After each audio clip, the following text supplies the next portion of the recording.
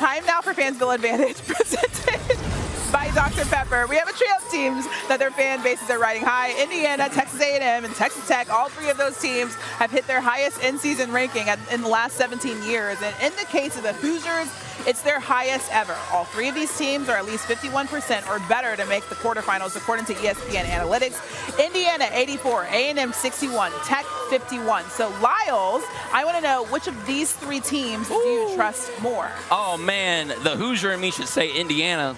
But when I look at what A&M is doing, HD, you know, I've been enjoying what I'm seeing out of that team, both because of what they're going to do defensively with Mike Elko, but also this offense and how I feel like their transfers have really popped, especially Mario Craver, a really good surprise there, receiver. Obviously, we know Casey Conception was always going to be a great player. I really like what A&M's doing. I think it's going to be difficult because of the conference that they play in, but if they can get through this schedule with just 1 or 2 losses, to me, that team is going to be really set up for success. I am very surprised.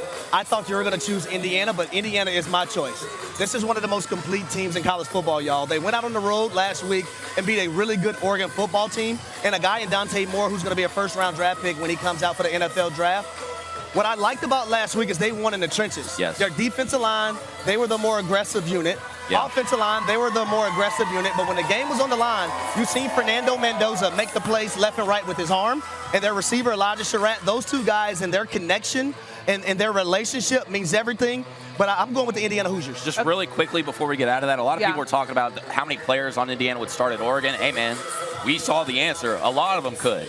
And kudos to the depth that they've built at that program, too, because when Lee Beebe Jr. went out at running back, they thought that was going to spell trouble. Indiana's running the ball just as good as anybody. Yep. Okay, let's move to Texas Tech really fast because we haven't talked about them enough this season. The music is distracting. Do you think that the Red Raiders, I mean, we just outlined how Indiana obviously can compete with anybody. Do you think that Texas Tech can? I do. Yeah. And it's because they're another complete football team. Offensively, defensively, special teams. It starts at the quarterback position as well. Baron Morton, what he's been able to do. Caleb Douglas at the wide receiver position. My cousin. Not really, but I'm going to say he is. But you look at them defensively right now. David Bailey, one of their edge rushers, he's tied for sacks in the country, number 1. He's number 1 with 8.5. So I believe in Texas Tech, and I can't wait to see how it's going to finish out with them. And obviously, Baron Morton has had some injuries the last few weeks. Even if Will Hammond is the quarterback, he's a dual threat guy. He can keep that offense humming, as we saw against Utah. I mean, my God, that's a great defense, and he made them look like Swiss cheese. Holes in the defense, you know what I mean, Christine? I don't know. You want this, you got that. No way, watch them walk right past you. Run fast while you have the chance. Don't speak, let them look right at you.